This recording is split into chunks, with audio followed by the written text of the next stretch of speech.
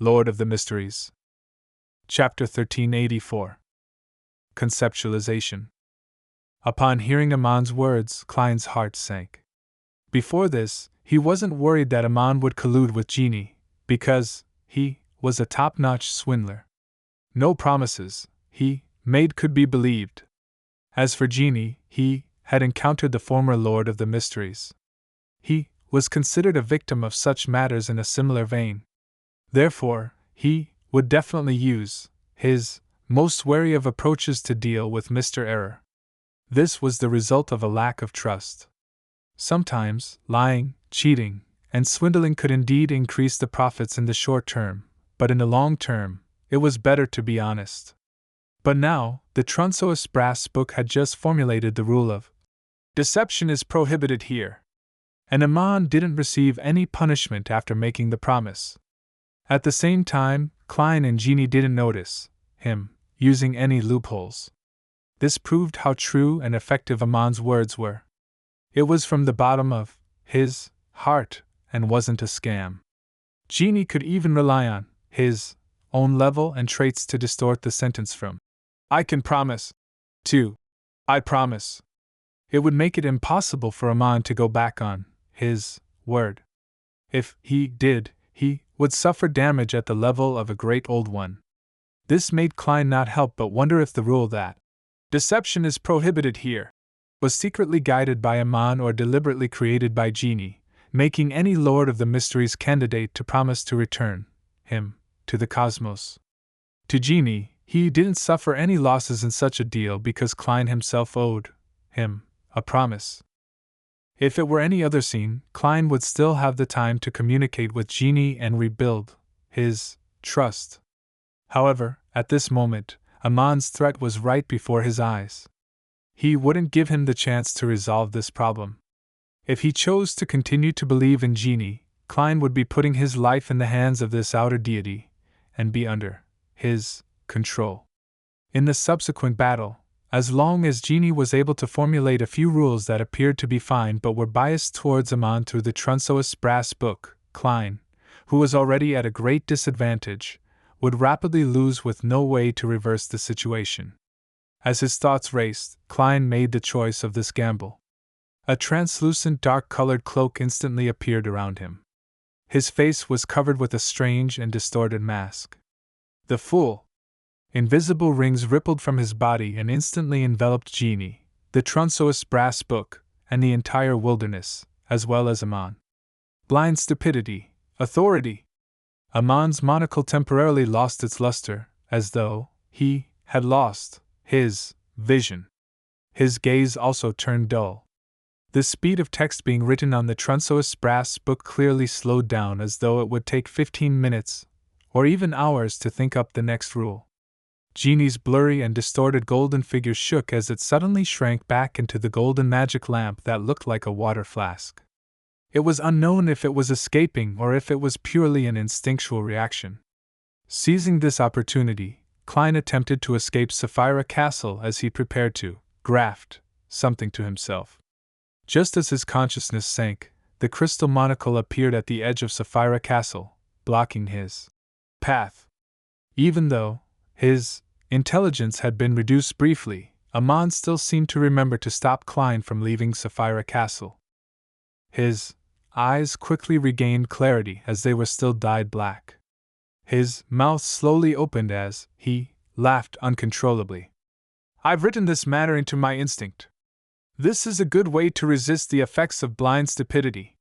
Clearly, he had cheated the rules and lied to himself, making his instincts believe that this was what he wanted. Klein wasn't depressed. He immediately completed the grafting he had prepared long ago. In the cosmos, a giant star that emitted light and heat suddenly dimmed. In the wilderness, with the effects of eternal daylight, an orange sun with a destructive aura and a heavy feeling descended from the sky. The entire wilderness collapsed and curled up as though it was going to charge straight into the star. At the same time, everything here was ignited, including Amon. In the next second, the surrounding void began to shrink as they revolved around the real sun.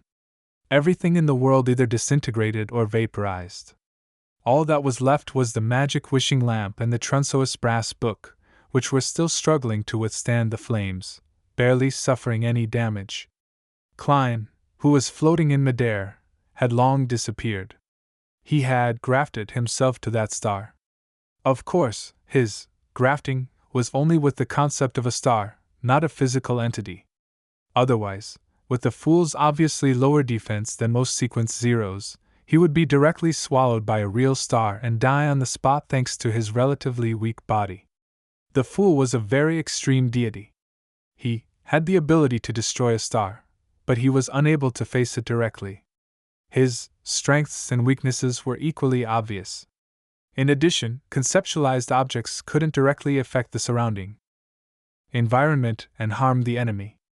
It wasn't enough to write the words immense mass, gravity, high temperatures, high heat, and fusion to create similar effects, but as Mr. Fool, Klein held the authority of fooling. He made his surroundings change according to the concept of a star. This was an intense change, and also a type of fooling. Amon, who was wearing a pointed hat and a classic black robe, was completely ignited under the illumination of the star. He began to vaporize. At this moment, his figure distorted as he was instantly dyed with resplendent starlight. He turned extremely illusory, as though he had transformed into an astral door. At that moment, Amon no longer resembled a physical creature. He was closer to a collective body of the symbols like wandering, astral world tunnel key, and door. This was the ability of a planeswalker to use the astral world to head to different planets and worlds. They were able to transform themselves into symbols, allowing them to effectively use the astral world. At Sequence 0 Door's stage, the qualitative change in such powers became conceptualized. Amon transformed himself into a concept creature and avoided the damage brought by the star. A figure suddenly appeared behind him. It was Klein, who was wearing a trench coat and a top hat. Almost at the same time, Amon's thoughts slowed down a little. His spirit body threads were grabbed by Klein. Using the chaos brought by the star, Klein dispelled the combination he had with the corresponding concepts, and he secretly grafted the location of both parties and arrived behind Amon. Originally, without the concept of reassembly, the star's influence on the surroundings would immediately stop. However, Klein had fooled time, allowing the effects of the first 2 seconds to linger until now, allowing him to fool Amon. If possible, what Klein wished to do now was to deepen the control of Amon's spirit body threads and turn him into his marionette. However, he knew very well that in the present situation, the probability of success was very low. On the one hand, Amon could withstand damage and steal the spirit body threads back. On the other hand, he might be able to use the connection established between the two of them via the spirit body threads to use a bug and influence Klein and parasitize him. Before he had absolute confidence, Klein didn't want his actions to appear rash. The main goal of capturing Amon's spirit body threads was to give the other party a certain sense of sluggishness. This was a performance of the fooling authority during the stage of transforming into a marionette. And with Klein's present state, he was naturally more willing to choose such a low-level but effective method. This would be less of a burden on him, and it wouldn't seriously affect his mental stability like when he used the authority of fooling. At this moment, apart from Amon, his enemy also included the celestial worthy of heaven and earth for blessings in his body. Of course, Amon was the same. If he didn't suppress the celestial worthy's madness, the latter would have already revived in his body. After creating a brief pause in Amon's thoughts, Klein had 3 choices. The first was to take this opportunity to escape Sapphira Castle, but he wasn't sure if Amon's instincts were still working and would still attempt to stop him from escaping. Second, it was to summon the projections of the historical void, but it wasn't of much use. The effects of an angel-level existence could do little in this battle of gods. It was possible that they couldn't withstand Amon's gaze, much less their historical projections. Even if Klein wanted to use it to transmit information, it lacked sufficient value. The other deities couldn't enter Sapphira Castle and provide help. Third, he could use this opportunity to exert a certain amount of influence on Amon's true body. Without any hesitation, Klein chose the third plan. He wanted to take the opportunity to graft Amon, Sapphira Castle, and the door of light that was stained with bluish-black together. Klein felt that Amon's half-crazy state wasn't bad enough. He just appeared rather talkative, with him occasionally not grasping an opportunity. He wanted to make him go crazier. When Amon and Sapphira Castle completed the reassembly, the celestial worthy's will in his body would clearly strengthen, and the chaos in his mind would intensify. That way, Amon would lack the rationality to restrain himself, making his actions more instinctive than being the result of a contemplative thinking process. To Mr. Error, who was an expert at deceit, this would be fatal. Of course, Klein could only maintain this kind of grafting for a second. Exceeding this limit might mean that he would no longer be facing Amon, but the celestial worthy of heaven and earth for blessings. When the time came, the other party would definitely gladly accept the gift of Sapphira Castle.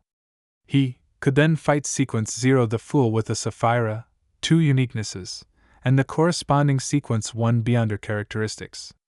Originally, Klein could have relied on his fooling authority to reduce Amon's intelligence, but firstly, he wasn't able to use power at this level for a long time in his current state.